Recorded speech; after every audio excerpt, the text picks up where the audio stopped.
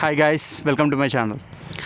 కొంతమంది కాలేజీ పిల్లల్ని ఎందుకు చదువుకుంటున్నారో అని అడిగినప్పుడండి వాళ్ళు చెప్పిన ఆన్సర్ ఏంటంటే చదువుకుంటే నాలెడ్జ్ వస్తుంది, చదువుకుంటే ఫ్యూచర్ బాగుంటుంది, ధైర్యంగా బతకగలుగుతాం కదా రేపొద్దున్న, ఏదైనా చదువుకుని మంచి పొజిషన్కి వెళ్ళి 10 మందికి సాయం చేయాలండి, సమాజానికి ఏదైనా సేవ చేయాలండి అంటున్నారు. ఇదే ప్రశ్న పేరెంట్స్ని అడిగితే మీ పిల్లల్ని ఎందుకు చదివిస్తున్నారని అందులో చాలామంది చెప్పే ఆన్సర్ ఏంటంటే చదువుకుంటే చిన్నదో పెద్ద ఉద్యోగం వస్తుంది, రేపొద్దున ఆడు బతుకుతాడు కదా అంటున్నారు. అంటే చిన్నదో పెద్దదో ఉద్యోగం వస్తే ఆడు బతుకుతాడా అంటే ఉద్యోగం రాకపోతే ఆడు బతకలేడని మీరే భయపడేస్తే ఆడికి ధైర్యం ఎక్కడి నుంచి వస్తుంది? ఇది నేను అంటున్న మాట కదండి. రామకృష్ణ ప్రభ అని ఒక మంత్లీ ఎడిషన్ ఉంటుంది, నిన్న రిలీజ్ అయింది December 2న. అందులో 30వ పేజీలో డాక్టర్ మోహిత్ గారిని ఒక ఆర్టికల్ రాశారండి.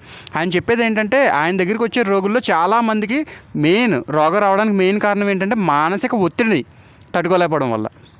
మానసిక ఒత్తిడి ఆయన చెప్తున్నారండి, ఎక్కువ 80% మంది చదువుకున్న వాళ్ళే లోన్ అవుతున్నారంట మానసిక ఒత్తిడికి. అంటే ఆ ఒత్తిడిని జయించలేని చదువులు ఎందుకండి? పిల్లల్ని పేరెంట్స్ చాలా ఈ మధ్యకాలంలో చాలా వాళ్ళు ఏమడిగినా ఇవ్వడం, వాళ్ళకి ఏ కష్టం తెలియకుండా పెంచుతున్నారు. ఏ కష్టం తెలియకుండా పెంచితే పెద్ద అయ్యాడు చిన్న కష్టాన్ని కూడా తట్టుకోలేక మానసిక ఒత్తిడికి లోన్ అవుతున్నాడు. అంటే పిల్లలు మహారాజులే పెంచాలని అనుకుంటున్నారు, తప్పేం లేదండి. మహారాజులు కూడా చిన్నప్పుడు వాళ్ళ రాజ్యాన్ని పెద్ద అయ్యాక రాజ్యాన్ని కాపాడుకోవాలి కదా. సో చిన్నప్పుడే విలువిద్య అవి నేర్చుకుంటారు కష్టపడి.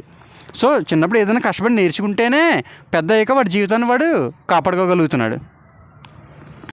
రెండోది ధైర్యం అండి. ఆడికి ఏదో దాంట్లో టాలెంట్ ఉంటుంది, ఆడి టాలెంట్ని ఎంకరేజ్ చేస్తే పొద్దున్న మంచి పొజిషన్కి వస్తావో, మంచి పొజిషన్కి వచ్చాక 10 మందికి సాయం చేయని చెప్తే ఆడు ఖచ్చితంగా మహారాజు అవుతాడండి. జై హింద్.